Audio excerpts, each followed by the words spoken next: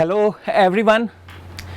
दोस्तों, आज 2 अक्टूबर है और पूरी दुनिया 2 अक्टूबर को महात्मा गांधी जी के नाम से जानती है। पूरी दुनिया 2 अक्टूबर को इंटरनेशनल नॉन वायलेंस डे के रूप में जानती है। लेकिन दोस्तों, आज हम गांधी जी के साथ साथ जो है बात करेंगे लाल बहादुर शास्त्री की। दोस्तों, ये वो व्यक्ति थे जिन्होंने सिर्फ जब रेलवे मंत्री थे तो एक एक्सीडेंट जब इनकी कार्यकाल में हुआ तो दोस्तों उसकी जिम्मेदारी ली और अपने पद से इस्तीफा ही दे दिया था। क्या आप ऐसा आज के किसी नेता से एक्सपेक्ट कर सकते हैं? ये वो व्यक्ति थे दोस्तों जिन्होंने प्रधानमंत्री रहते हुए जो है 2 बड़ी मुश्किलों का सामना किया। 1965 की भारत पाकिस्तान जंग और साथ ही साथ देश में उस समय बारिश नहीं हुई तो सूखा पड़ गया था। तो एक तरफ ग्रीन रेवोल्यूशन और वाइट रेवोल्यूशन को लाने में इनका अहम रोल था। और दोस्तों, पाकिस्तान के समय पर जब जंग हो रही थी 1965 में, तो अपने सिपाहियों का हौसला बढ़ाया।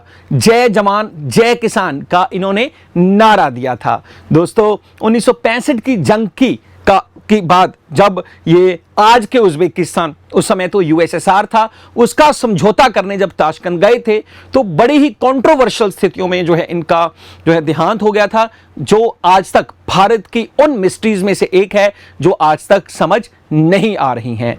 तो दोस्तों, आज हम बात करेंगे लाल बहादुर शास्त्री की, जिनका जो जन्म है 1904 में आज के उत्तर प्रदेश के बनारस डिस्ट्रिक्ट के मुगल सराय में हुआ था। दोस्तों, 2 अक्टूबर 1904 और अपनी प्राथमिक जो शिक्षा है इन्होंने वहीं से हासिल की।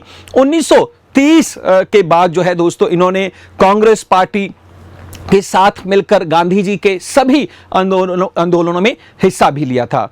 जब देश आजाद हुआ दोस्तों, संविधान हमारा बना और पहले लोकसभा इलेक्शन हुए 1951 और 1952 में, और इस 51-52 के इलेक्शंस के बाद जो है इनको देश का रेलवे मिनिस्टर भी बनाया गया था। हालांकि जैसा कि मैं आपको शुरुआत में बता रहा था कि 51-52 में जब इनको रेलवे मिनिस्टर बनाया गया दोस्तों, उसी टाइम पीरियड में जो है इनके मंत्री रहते हुए एक हादसा हुआ जिसके कारण इनको रिजाइन करना पड़ा। और बाद में फिर नेहरू जी के आग्रह पर जो है इनको 1957 में फिर दोबारा से रेलवे मंत्री बनाया गया।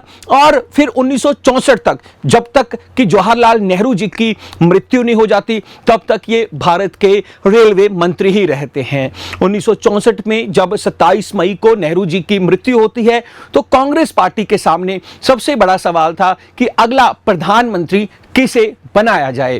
दोस्तों, कई सारे नाम थे और कांग्रेस पार्टी के जो प्रेसिडेंट के कामराज थे और उनके ऊपर ही रिस्पॉन्सिबिलिटी थी। दोस्तों, सबसे आगे की जो श्रेणी में जो प्रधानमंत्री के पद के दावेदार थे उनमें से मोरारजी देसाई एक थे, लेकिन के कामराज ने बड़े ही शांत स्वभाव के जो हैं और छोटा कद था, लेकिन इनकी जो शख्सियत थी वो बहुत बड़ी थी, तो इनको जो है अगले प्रधानमंत्री के लिए चुना।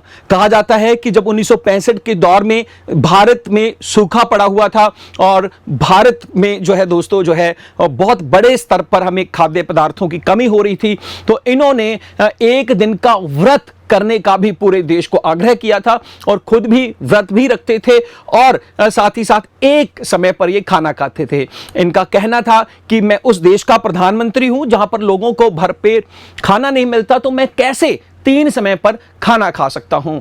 दोस्तों, कई सारे किस्से हैं लाल बहादुर शास्त्री के जीवन के। कहा जाता है कि इन्होंने जो गाड़ी भी ली थी अपने अपने अपने टाइम पीरियड में दोस्तों, वो भी किश्तों पर जो है इन्होंने गाड़ी ली थी, जिसकी किश्तें ये नहीं चुका पाए थे और बाद में वो गाड़ी जो है बैंक वाले वापस ले गए थे। जब 1965 में ये ताशकंद में समझौता करने गए थे, समझौते के बाद दोस्तों जैसे कि मैंने आपको बताया वहीं पर इनकी कई सारी मिस्टीरियस जो कंडीशंस में इनकी डेथ हो गई। भारत वापस लाया गया और उसके बाद जो प्रधानमंत्री बनी इंदिरा गांधी, तो उन्होंने मरने के बाद जो है 1966 में इनको भारत रत्न जो अवार्ड, जो कि भारत का सबसे बड़ा अवार्ड है, उससे भी इनको सम्मानित किया। तो दोस्तों ये थे हमारे लाल बहादुर शास्त्री। इनके बारे में ये पीडीएफ भी आपको मिल जाएगी जो मैंने बनाई है, पूरी डिटेल है इनकी जिंदगी के बारे में दोस्तों। और जो है मुझे लगता है कि क्वेश्चंस हमारे जो एग्जाम्स पॉइंट ऑफ व्यू से तो इंपॉर्टेंट है ही है, लेकिन अगर हमें पिछले 100 साल के उन महान नेताओं की अगर हम एक लिस्ट बनाएं जिनसे हम प्रेरणा ले सकते हैं, लाल बहादुर शास्त्री भी उनमें से एक हैं। धन्यवाद।